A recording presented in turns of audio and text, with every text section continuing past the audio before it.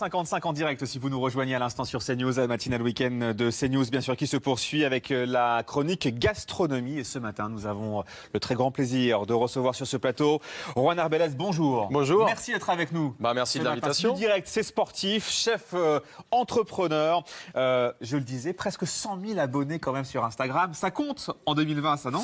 Ça commence un petit peu à compter, c'est vrai que c'est quelque chose que les gens regardent et surtout ça nous permet aussi de faire un peu de communication alternative donc c'est très cool. Ouais. Exactement. Cuisiner, partager, c'est votre dernier livre, Juan, chez Marabout. Vous allez cuisiner en direct pendant que je vous parle ce matin. On va faire plein de choses en même temps, vous allez voir, ça va être génial. Votre livre, il est à l'antenne. Il est magnifique. D'abord, déjà, chef entrepreneur, ça veut dire quoi aujourd'hui? Ça veut dire qu'il y a quelques années, on avait un petit peu en France le problème de se dire que quelqu'un pouvait avoir une double casquette. Donc, c'est vrai. Le chef, il devait être dans ses cuisines au quotidien. Moi, depuis quelques années, j'essaye aussi de changer un tout petit peu ça et se dire que je peux être chef de cuisine, mais je peux aussi avoir la double casquette d'être restaurateur, créer des lieux de vie où les gens viennent manger, viennent écouter une bonne musique, avoir un bon service et pas forcément juste voir le chef. C'est aussi créer des lieux de vie. Et c'est ça un peu le parti pris qu'on a fait aujourd'hui. Et vous avez combien de restaurants aujourd'hui, Juan?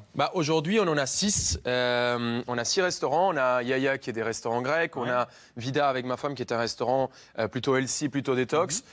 On a de la bistronomie française, de la bistronomie en fusion avec des touches colombiennes parce que je suis colombien.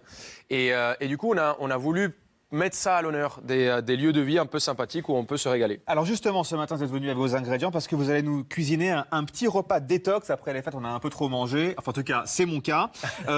Vous nous faites ce matin un petit ceviche de maquereau, kaki, lait de coco et coriandre. C'est ce que vous faites en direct depuis quelques instants. Regardez, la caméra, elle vous filme depuis le plafond. Donc, on voit vraiment ce que vous faites en direct ce matin. Ouais. Racontez-nous un peu l'histoire de ce plat. Pourquoi et comment ce plat, pourquoi j'ai choisi le ceviche? Parce qu'on oublie...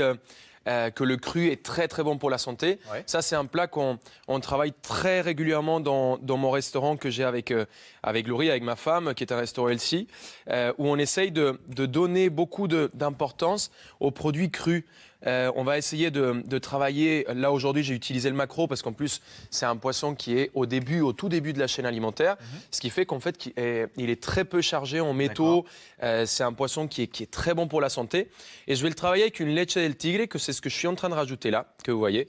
Et c'est un lait de coco mélangé avec de la coriandre, avec du citron vert, du gingembre, de l'oignon, le tout accru, mixé. Et ça va nous apporter énormément de fraîcheur et énormément d'acidité. C'est un plat qui a beaucoup de goût. Le maquereau, c'est un poisson gras ou pas? Un peu? C'est un poisson qui est gras car en général on le trouve dans des eaux froides, dans des eaux fraîches. Et il a besoin un tout petit peu de se couvrir et se protéger. Mais c'est un poisson qui est très dynamique, qui fait énormément de sport.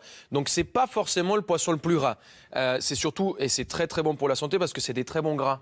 C'est des gras qui sont bons pour la santé. Donc il ne faut pas hésiter à manger des poissons qui sont riches dans ces gras qui sont bons pour nous. Effectivement. Le plat est magnifique, franchement, vous l'avez fait en direct. Bravo à vous. Merci. Juste dans votre histoire, Juan, parce que c'est intéressant aussi de comprendre pourquoi vous êtes là ce matin. Vous arrivez à Paris, vous avez 18 ans. Comment se fait cette trajectoire jusqu'à aujourd'hui maintenant? Si vous deviez nous raconter un peu votre vie en quelques secondes. Moi, je pense ça va être compliqué, mais en quelques secondes, ma vie a été, je pense, une série de belles rencontres. C'est ça. Parce que, même si la restauration, aujourd'hui, on voit les chefs et la starisation, je dirais, un petit peu des cuisiniers, on sauve pas des vies, hein. On cuit des poulets rôtis, on cuit des steaks, et je pense que j'ai fait les bonnes rencontres, j'ai trouvé les bonnes personnes au bon moment, et c'est ça qui m'a permis aussi d'avancer dans ma vie. Voilà. Alors, chou romanesco maintenant, rôti à l'huile d'olive, Kalios, condiment sésame. L'histoire de ce plat aussi, alors là aussi, j'ai envie de vous le dire, Juan, il faut oser servir du chou romanesco, là qui est cru aussi. Là, je l'ai juste un tout petit peu rôti et blanchi. D'accord, ok. Mais c'est très peu. C'est très peu. On veut garder vraiment le maximum des parfums, le maximum de goût.